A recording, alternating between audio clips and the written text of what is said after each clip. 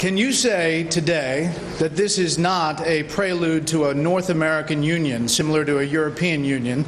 Are there plans to build some kind of superhighway connecting all three countries? If you've been in politics as long as I have, you get used to that kind of technique where you lay out a conspiracy and then force people to try to prove it doesn't exist. And I guess I've read some things from my opposition in Canada. I'm not sure these are generally expressed concerns, but a couple of my opposition leaders have speculated on massive water diversions and superhighways to the continent, maybe interplanetary, I'm not sure as well.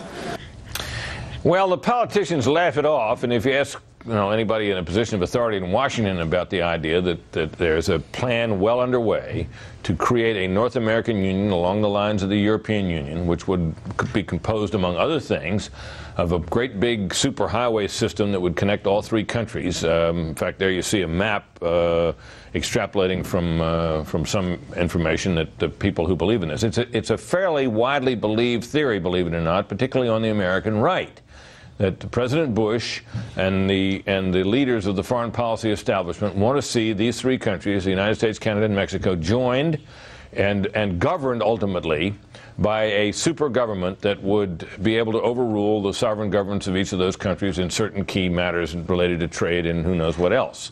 The literature on it is fairly extensive. But is there any truth to it, Charles? You know, I love this stuff because if you ever doubt your own sanity, all you have to do is read this stuff and you know that you're okay.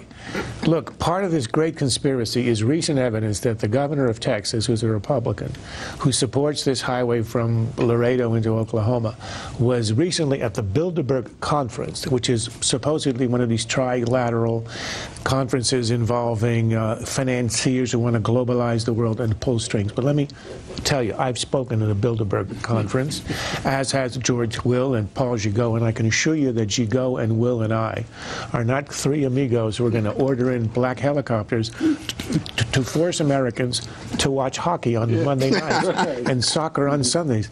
The reason the Bilderberg conference is secret is because its proceedings are so dull that if the transcripts were ever published, nobody would ever attend.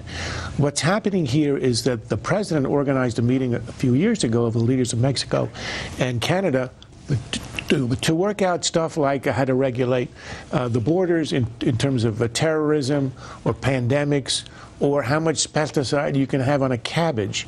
This is the piddling stuff that these committee are involved in.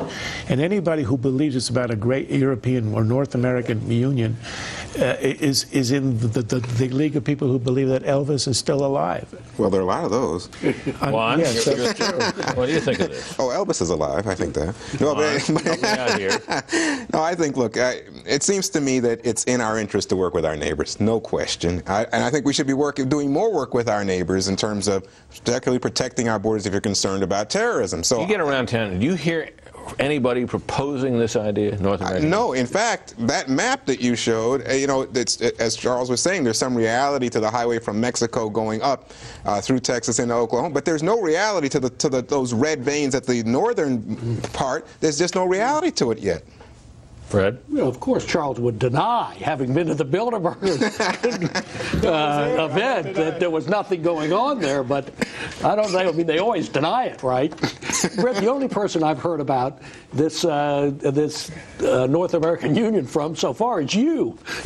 Not from Brett Baer. How did Brett Baer not break into laughter? Well, he did it. Look, he was trying to keep a straight face, but you can tell that both the leaders have heard about Howard Phillips, who was. Come on now, Look, this strain has been in American politics for years and years. Remember, it used to be fear of one world government. Our sovereignty was going to be handed over to one world government. Well, then the UN turned out to be so pathetic that nobody would believe that. So now they've got the new boogeyman is this North American Union. It's not going to happen. I mean, that's ludicrous. I mean, there is a particular reason for the origin of the European Union. Those were countries that were fighting wars against each other, and that would and one of the reasons to have the EU was to have peace. That's it for the panel, folks, but stay tuned to find out the most effective way a TV broadcaster can deal with technical problems. We'll show it to you next.